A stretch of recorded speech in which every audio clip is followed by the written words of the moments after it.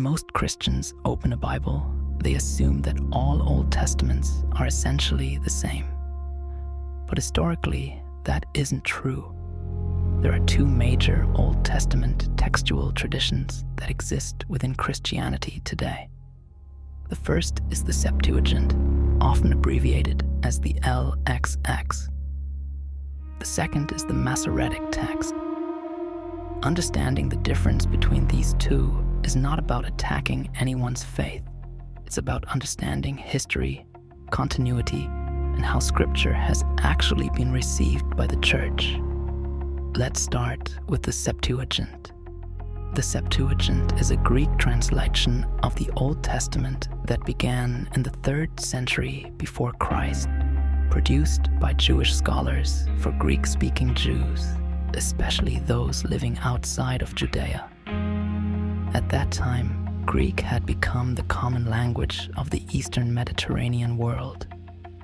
By the time of Jesus and the apostles, many Jews no longer spoke Hebrew fluently, but they did speak Greek. The Septuagint existed to meet that reality. Now, here is the critical point. The Septuagint was the Old Testament of the early church. When the New Testament authors quote the Old Testament, they overwhelmingly followed the Septuagint wording, not the later standardized Hebrew form. This is not speculation. It is visible directly in the text. The apostles preached Christ using the scriptures as they were received, and those scriptures were most often the Septuagint. Now, let's talk about the Masoretic Text.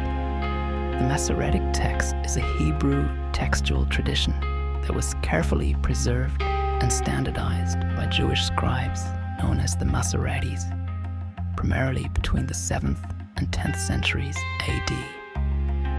It is an impressive scholarly achievement.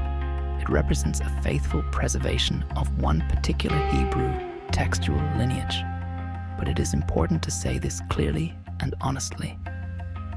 The Masoretic Text is later than the Septuagint, and it was standardized after the time of Christ, after the apostolic era, and outside of the church.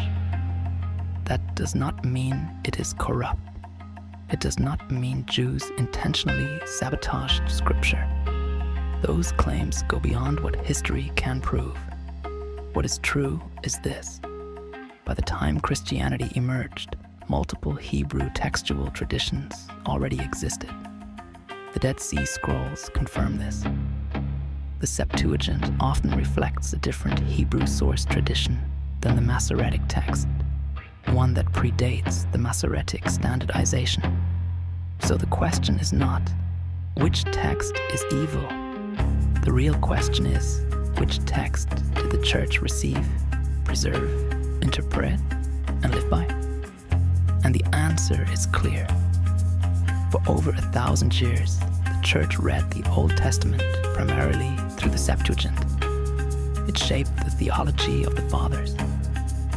It shaped the language of the councils. It shaped the way Christians understood prophecy, worship, and Christ himself.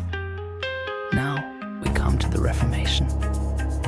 When Protestant reformers sought to return to what they believed was the earliest biblical faith, they made a methodological decision to privilege the Hebrew text available to them over the Septuagint.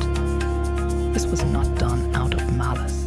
It was done out of a sincere desire for textual purity. But the consequence of that decision was significant. Books that had been read in the church for centuries, books cited by early Christians and included in the ancient biblical canon, were set aside or removed from Protestant Bibles.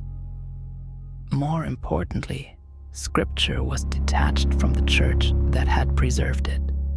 And this is where the Orthodox position becomes clear. Orthodoxy does not claim that the Septuagint is magically perfect or that every Hebrew manuscript is wrong.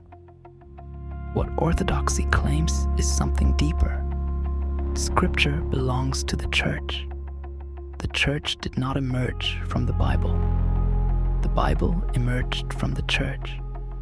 The same church that received the gospel, celebrated the Eucharist, ordained bishops, and preserved apostolic teaching is the church that received the scriptures, and it received them through the Septuagint. So when Orthodox Christians say that the Septuagint is safer and more trustworthy, we do not mean it is academically flawless. We mean it is ecclesially trustworthy. It is the Old Testament as it was, read by the apostles, preached in the early church, interpreted by the fathers, preserved in liturgical life. In other words, it is scripture within living tradition, not scripture isolated from it. Protestant Christians read scripture sincerely and with devotion, and that should be acknowledged. But Orthodoxy asks a different question.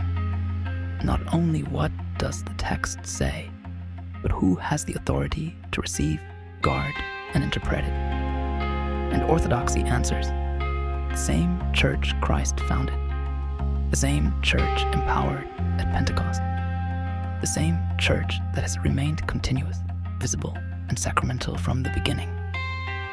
That is why the Orthodox Church continues to read the Old Testament through the Septuagint, not because it is convenient, not because it is polemical, but because it is faithful